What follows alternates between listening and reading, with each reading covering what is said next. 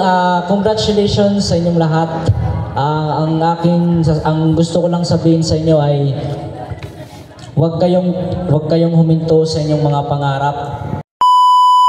The brilliant junior and senior high school teaching and non-teaching personnel, supported parents, minor students, visitors, spectators, a pleasant morning to everyone. Honestly, I am hesitant to accept this challenge of introducing this man who is bearing with us today in this ceremony. I am in doubt if I could give justice in introducing him exactly. I find it very difficult to describe a person who has everything and has done a lot. I don't know where to start and what to say and how to cater all his achievements. But because of his popularity, not only in our municipality, but the entire country, I take the courage to accept the challenge of introducing him. I came to know him personally, for he was my former student way back 2013 to 2019. The man that I am referring to was born on June 18, 2000 at Barangay Talulora, Mondragon, Northern Samar. He is the son of Mr. Bartolome Caranog Dumasig from Talulora, Mondragon and Estelita Sobio Morelio from Bagasbas, Mondragon, Northern Samar. With regards to his education, he graduated his elementary education in Ninita Central School in 2013 and earned his junior and senior high school education at Ninita National High School year 2019. During his stay in this school, he garnered awards and recognitions, for he was very active in academic and extracurricular activities. He pursued his tertiary education in the University of Eastern Philippines with a degree, Bachelor of Science in Electrical Engineering. Our guest speaker fervently believed that poverty is not a hindrance to success. With God's given talent in singing, coupled with perseverance and determination, it propelled him to join different singing competitions that led him to become famous in her choosing career all throughout the province. With God's grace and blessings, he excelled in his chosen path as an artist. His biggest break shines brightly sometime in 2023 when he stepped on the Tawag ng Tanghalan stage. He hurdled countless challenges in joining the SID competition. But then, because of his hard work and passion in singing, he defeated several singers coming from the different part of the country. He did not stop pursuing his career until such time he was declared Tawag ng Tanghalan Season 7 Grand Finalist, and he won third place on this most prestigious singing competition in the country with his winning piece, May Bukas Pa. The man who is bearing with us today and gracing our occasion is a professional singer with meritorious achievement. The first ever Waraynon who won and showcased that people from Northern Samar are equally brilliant and talented to the people who are born from the cities that are believed to be more advanced in terms of opportunities and talents. Ladies and gentlemen, our guest speaker for today's moving up ceremony, no other than Mr. Bensor Morelio Dumasig. Let's give him a big round of applause.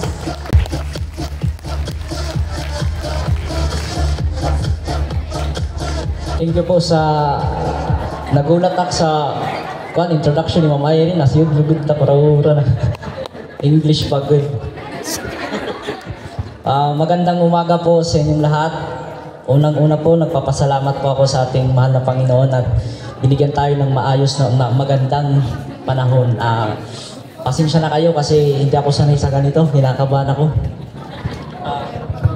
Nice ko pong magpasalamat kay Mr. Erwin T. Gardiano. Thank you so much po at sa inyong lahat sa pag-imbita sa akin.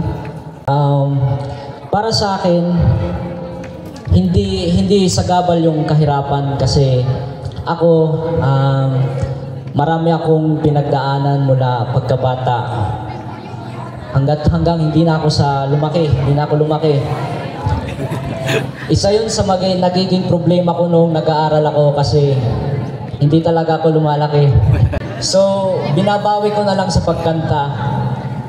Nung elementary ako, hindi ko pinangarap na maging singer kasi hindi naman maganda yung boses ko. Yung pamilya ko, sanay lang kami kumanta. Congratulations sa inyong lahat. Ang gusto ko lang sabihin sa inyo ay Huwag kayong huminto sa inyong mga pangarap.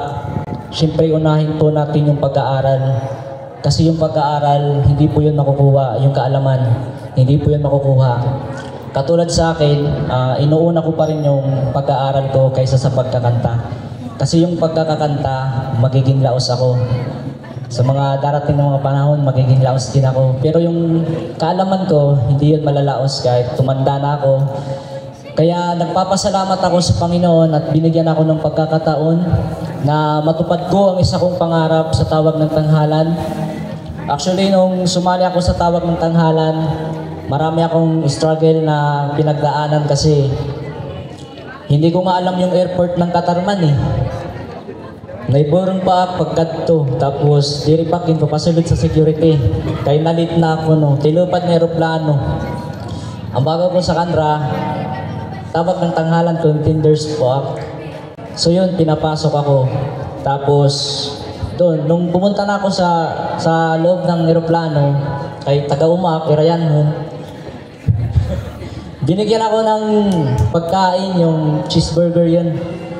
Hindi ko kinain kasi baka bayaran ko eh. Hindi ko alam na libre pala yun.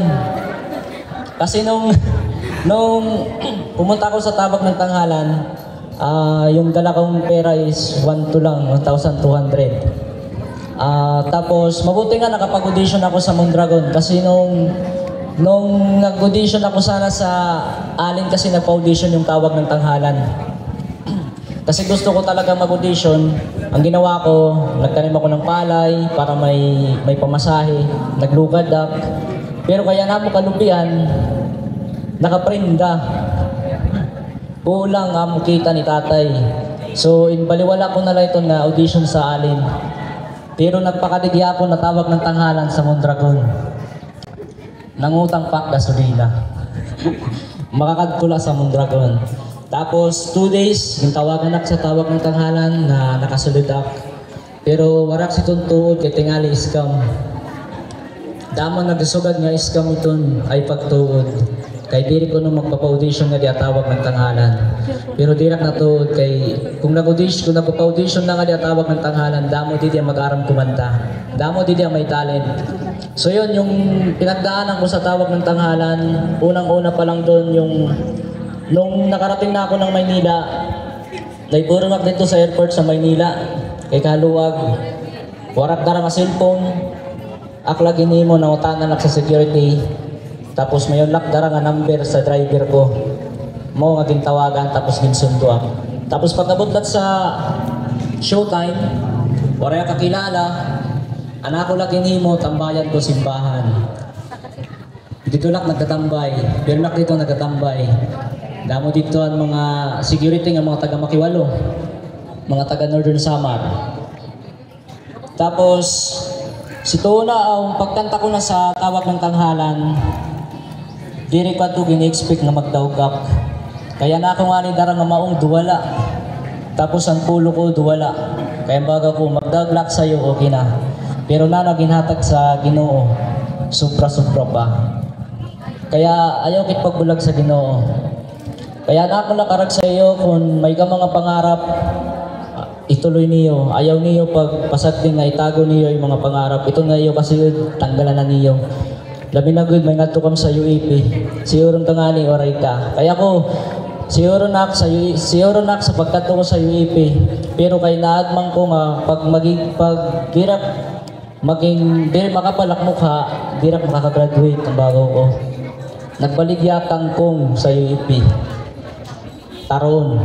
Damo na ako king apihain sudlan dito nagbaligyak tubig. Kada adlaw 25 lang kita. Okay na yon pang gasolina lang. Kaya damo na utana sa akon tunano kuno kay ang finals ko, ang tawag ng tangalan grand finals. Damo na ako pagsala sa kanta. Actually warayak sa to rehearsal. Kasi naperdi na ak. Tiuli na kong taak, yung tawagan ak ni Alas Gis. Magpe-perform ak alas 11. So waray nak rehearsal siton. So nagpasalamat pagyapon ak kay bisa na perdi na ak. Gim sa silid pagyapon ak sa tawag ng nanahalan. Kaya maraming salamat Panginoon. Kaya sa inyong lahat, kung meron kayong mga pangarap, alam ko meron kayong mga pangarap at meron kayong mga talento, huwag kayong mahiyang ipakita at iparinig. Kasi nandito yung Northern Samar, nandito yung Ninita National High School, susuportahan kayo. Gaya ng pagsuporta nila sa akin. Thank you so much po, Ninita National High School. Yan lang po. So, magbibigay na lang po ako sa inyo ng kanta para makabawi man ako sa message.